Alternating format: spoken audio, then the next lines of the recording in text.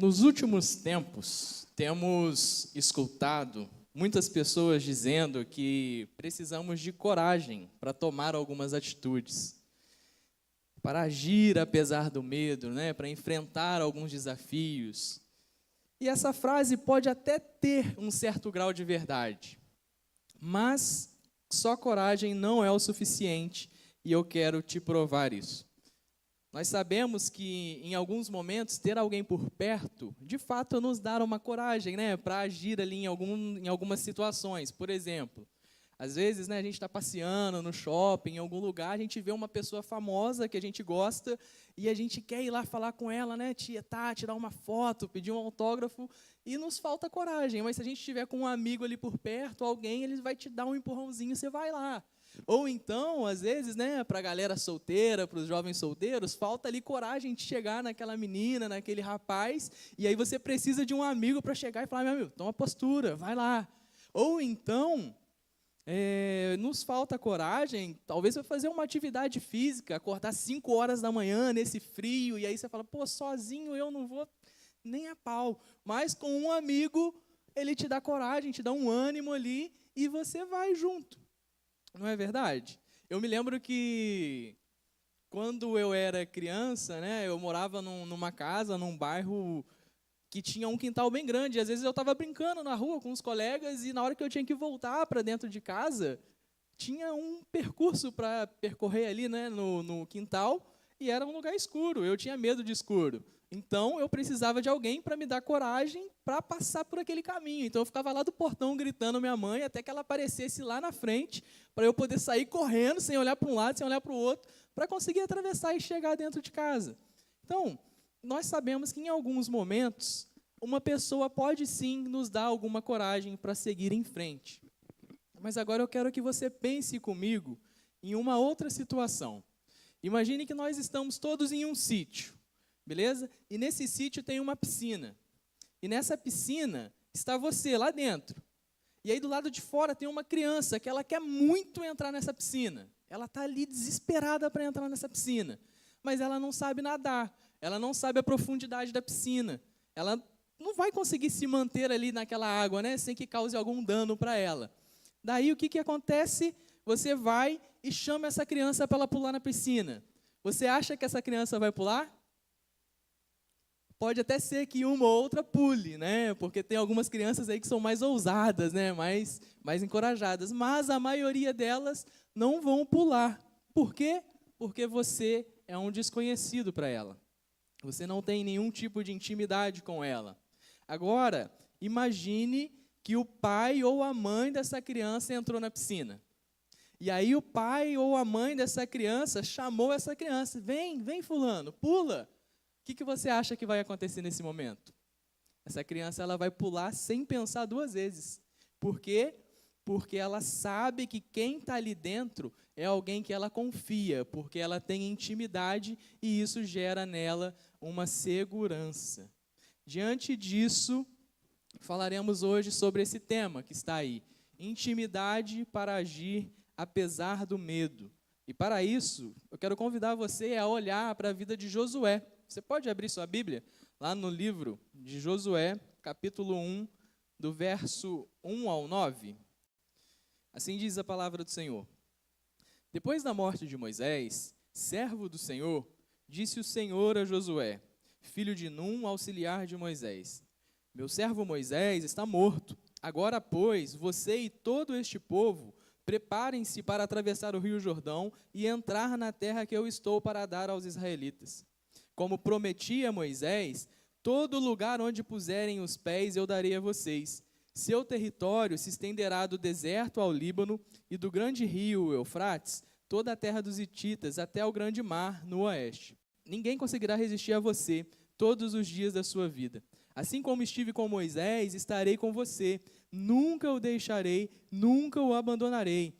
Seja forte e corajoso, porque você conduzirá esse povo para herdar a terra que prometi sob juramento aos seus antepassados. Somente seja forte e muito corajoso. Tenha o cuidado de obedecer a toda a lei que o meu servo Moisés lhe ordenou. Não se desvie dela nem para a direita e nem para a esquerda, para que você seja bem-sucedido por onde quer que andar. Não deixe de falar das palavras deste livro da lei e de meditar nelas de dia e de noite, para que você cumpra fielmente tudo o que nele está escrito. Só então os seus caminhos prosperarão e você será bem-sucedido. Não fui eu que lhe ordenei? Seja forte e corajoso. Não se apavore, nem se desanime, pois o Senhor, o seu Deus, estará com você por onde você andar. O texto que nós acabamos de ler começa dizendo que Josué foi chamado logo após a morte de Moisés. Logo após a morte de Moisés, o Senhor chama Josué. E então, a gente pode imaginar que Josué foi chamado, por acaso. Logo após a morte, aconteceu ali o Senhor vir, olhar para a terra e falar assim, preciso de alguém para substituir Josué. Mas, na verdade, não. Josué já estava sendo preparado há algum tempo. Quando nós olhamos lá para Êxodo 17, nós vamos ver Josué liderando uma batalha vitoriosa contra os amalequitas. Em Êxodo 24, Josué, servo de Moisés, acompanha Moisés até a montanha. Em Números 11, Josué foi assistente de Moisés desde a juventude. Em Números 13, Moisés mudou o nome de Josué, que até então era Oséias, que significa salvação. Então ele muda o nome para Josué, que significa o Senhor salva. Em Números 14, Josué e Caleb, mais 10 outros espias, vão lá avistar a terra prometida, naquela história que a gente conhece, e aí a gente sabe, que só Josué e Caleb incentivam ali a conquista da terra. Lá em Números 27, a gente vai ver que o Espírito Santo residiu em Josué. Ainda em Números 27, Josué foi comissionado para o serviço espiritual. Em Números 32, Josué seguiu plenamente o Senhor. Em Deuteronômio 31, Josué foi comissionado pela segunda vez, agora realmente para substituir Moisés. E então, em Deuteronômio 34, Josué foi preenchido pelo Espírito da sabedoria. Então Josué já vinha sendo preparado há um longo tempo, desde a sua juventude, como o próprio texto diz. E aí, ao falar com Josué, Deus direciona que ele organizasse o povo, para então fazer a travessia do Rio Jordão. E essa organização, ela tinha alguns aspectos, ela envolvia alguns aspectos, a exemplo do próprio aspecto prático da travessia. Olha, todo o arraial precisava saber que aconteceria aquela travessia para que eles fizessem isso juntos. Segundo, eles precisavam se organizar também quanto aos alimentos, porque após a travessia, aquele maná que eles recebiam cessaria. Terceiro, eles precisavam se organizar, pois eles entrariam em Canaã não simplesmente para habitar a terra, Eles não chegariam do lado de lá, montariam as tendinhas dele, ponto final, está tudo certo. Não, eles entrariam em Canaã para conquistar a terra prometida. Então, esses são alguns aspectos práticos da conquista. Mas também, essa organização envolvia aspectos de fé. Por exemplo, o texto lá em Josué, no capítulo 3, no verso 15, vai nos dizer que era a época de cheia e o Jordão transbordava. Ou seja, esse povo precisaria atravessar o Jordão, que estava numa condição anormal, não seria uma travessia simples aos olhos deles. Então, mais uma vez, eles estariam dependendo da provisão de Deus. E para fechar, essa preparação também estava direcionada ao próprio Josué. Pois, apesar dele ser preparado desde a sua juventude, ele tinha alguns desafios ali a enfrentar. Olha só, o primeiro desafio que Josué tinha para enfrentar, substituir Moisés, que havia sido um grande homem de Deus. É fato que em Deuteronômios, no capítulo 34, no verso 9, vai dizer que Josué estava cheio do espírito de sabedoria e que o povo obedecia a ele. Mas aí, alguns versos depois, olha só o que diz o texto. No verso 10, no capítulo 34 de Deuteronômio. Em Israel, nunca mais se levantou profeta como Moisés, a quem o Senhor conheceu face a face. e que fez todos aqueles sinais e maravilhas que o Senhor tinha enviado para fazer no Egito, contra Faraó, contra todos os seus servos e contra toda a sua terra. Pois ninguém jamais mostrou tamanho poder como Moisés, nem executou os temíveis feitos que Moisés realizou aos olhos de todo Israel. Pense você na missão, no desafio que Josué tinha de ser um substituto de Moisés. A régua estava bem alta, né? Mas ainda tinham outros desafios. No verso 2, a gente vai ver que o desafio era organizar o povo para atravessar o Rio Jordão. No verso 3, o desafio de Josué era popular a terra prometida, popular Canaã. No verso 6, o desafio de Josué era ser representante de Deus no cumprimento de uma promessa. Que promessa é essa, Yuri? A promessa que Deus tinha feito lá atrás para Abraão, estava prestes a se cumprir agora. E Josué, ele estava sendo ali o representante de Deus por essa promessa. Imagine o povo, a expectativa que o povo tinha, a esperança que eles tinham de saber que, olha, aquela promessa que foi dada lá aos nossos pais, aos nossos avós, está para se cumprir, vai ser agora, na nossa geração. E Josué estava ali sendo o cara representante de Deus para toda essa galera. Havia ainda outros desafios, como, por exemplo, no verso 7, ser leal à aliança, ser leal à palavra de Deus. Nós sabemos que as gerações anteriores de Josué, elas falharam nesse quesito. E agora, a geração de Josué estava vivendo uma renovação dessa aliança, uma renovação espiritual. Mas a gente sabe que para eles voltarem à idolatria, era pouca coisa poderia acontecer para que eles voltassem, então, àqueles ritos de idolatria e tudo mais. Então, existia esse desafio de Josué de ser leal à aliança e levar o povo a ser leal à aliança. Existia ainda o desafio, lá no verso 8, de pregar a palavra constantemente. Ainda no verso 8, o outro desafio de Josué era de meditar de dia e de noite nas palavras da lei.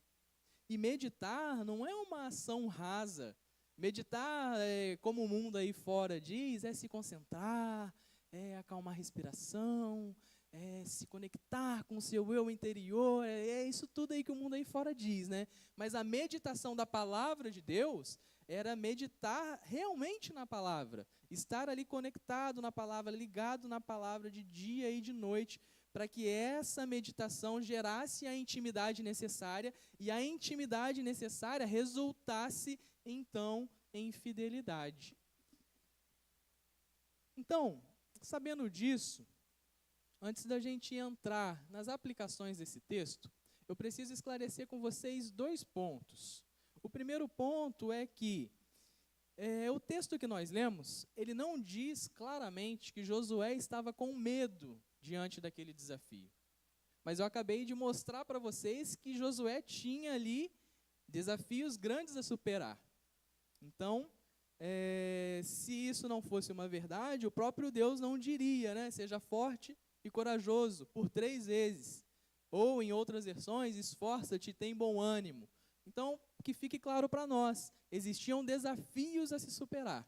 E segundo ponto é que o contexto histórico desse texto é um momento de pré-guerra santa, onde Israel entraria em Canaã, lutaria ali, enfrentaria batalhas, mas, na verdade, a vitória já estava decretada por Deus, e essa luta, na verdade, seria lutada pelo próprio Deus, por isso que a gente chama de Guerra Santa.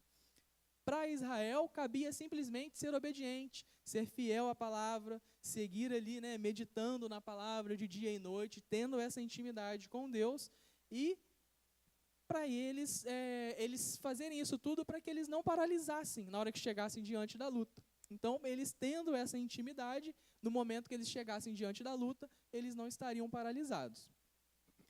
Tendo esclarecido isso, e olhando para o texto que nós lemos, intimidade para agir, apesar do medo, ou apesar de um grande desafio, apesar de uma grande aflição, vem quando, primeiro, assumimos a nossa responsabilidade.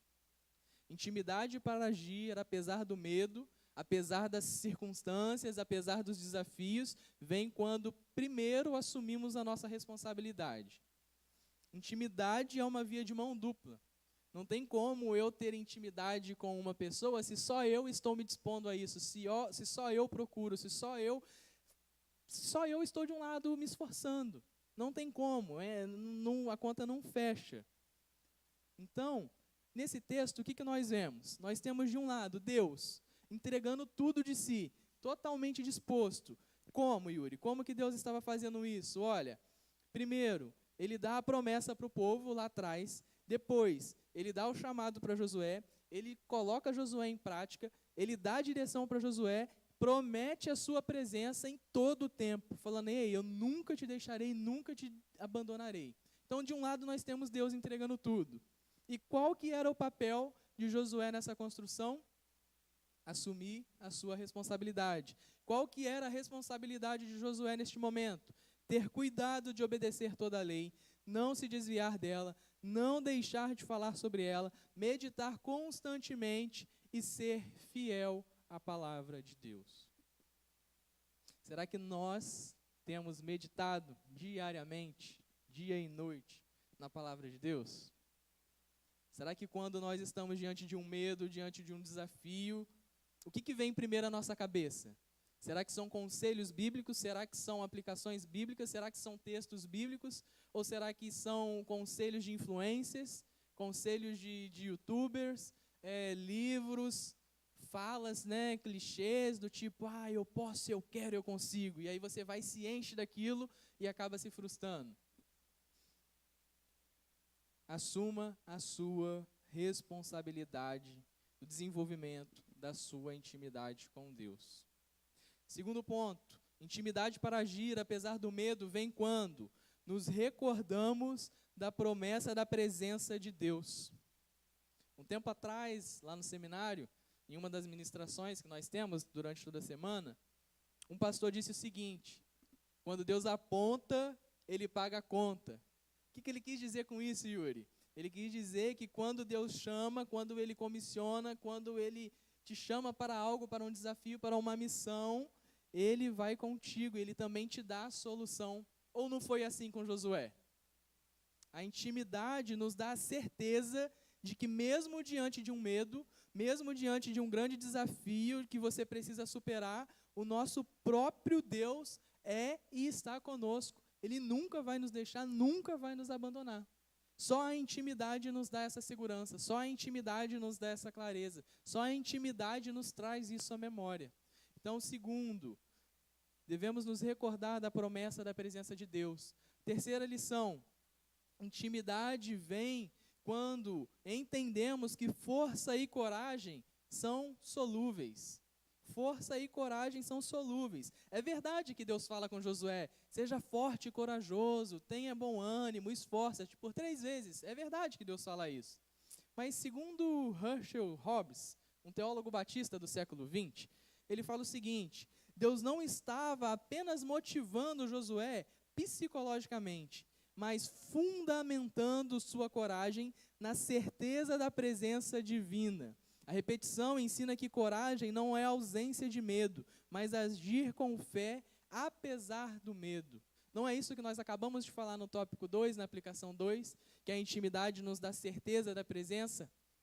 Você pode ser ou até se sentir forte hoje, mas daqui a pouco essa força vai passar. Você pode ser ou se sentir corajoso hoje, mas pode ser que essa coragem também vai passar, e certamente vai passar, porque coragem é um sentimento, e sentimentos são voláteis, sentimentos mudam, qualquer coisinha que acontece com a gente durante o dia, os nossos sentimentos mudam. Agora, mesmo que nos falte coragem ou força, não nos pode faltar a fé, não nos pode faltar intimidade, porque intimidade é uma construção que nós fazemos com Deus, e uma construção sobre a rocha, que não, a intimidade, quando ela é construída sobre a rocha, quando ela tem essa construção de mão dupla, ela vai nos lembrar quem é o nosso Deus, ela vai nos lembrar quem nos chamou, e que aquele que nos chamou, ele vai nos acompanhar até o fim. São uns dos resultados da intimidade. Quarto ponto, intimidade vem quando acreditamos 100% naquele que nos chamou e somos 100% fiéis a Ele. Meu irmão, minha irmã, se você não tem confiança, sua confiança 100% pautada em Deus, você está abrindo brecha para confiar na sua força, na sua coragem. E nós acabamos de ver que a coragem e a força vai falhar. Em algum momento vai falhar. E daí, o que vai acontecer? Na hora que aquele medo vier para cima de você, né? Na hora que aquele desafio vier e crescer para cima de você, o que você vai fazer? Perna para quem tem. Linha na pipa, estou fora, pulei fora. Agora, quando nós cremos totalmente que tudo o que precisamos para seguir em frente é a intimidade com o nosso Deus, nós seguimos mesmo com medo, mesmo diante de um grande desafio, mesmo nos julgando incapazes, mesmo sem saber muito bem como fazer. Nós seguimos em frente, pois sabemos que quando Deus aponta, Ele paga a conta. Quando Deus chama, Ele dá a solução. Quando Deus chama, Ele te direciona, Ele está junto contigo, Ele está presente contigo. E quinto e último ponto dessas aplicações é intimidade para agir, apesar do medo, vem quando eu reconheço que ela, a intimidade, é a chave do meu sucesso. A intimidade é a chave do meu sucesso. A fala de Deus foi muito clara, mas eu preciso ler esse trecho desse texto com vocês novamente. Olha só o que Deus fala com Josué. Tenha o cuidado de obedecer a toda a lei que o meu servo Moisés lhe ordenou. Não se desvie dela, nem para a direita, nem para a esquerda, para que você seja bem-sucedido por onde andar. Ou seja, ele tinha um objetivo, ele tinha a missão de obedecer a lei do Senhor, para que, com o objetivo de ser bem-sucedido por onde andar. Aí o texto continua, não deixe de falar das palavras da lei e de meditar nelas de dia e de noite, para que, com o objetivo de, para que você resulte no quê? Para que você cumpra fielmente o que nele está escrito. Só então, ou seja, só depois de ter cumprido fielmente a palavra do Senhor, de não ter se desviado nem para a direita nem para a esquerda, de não ter dado brecha para a sua coragem, para a sua força, só então os seus caminhos prosperarão e você será bem-sucedido.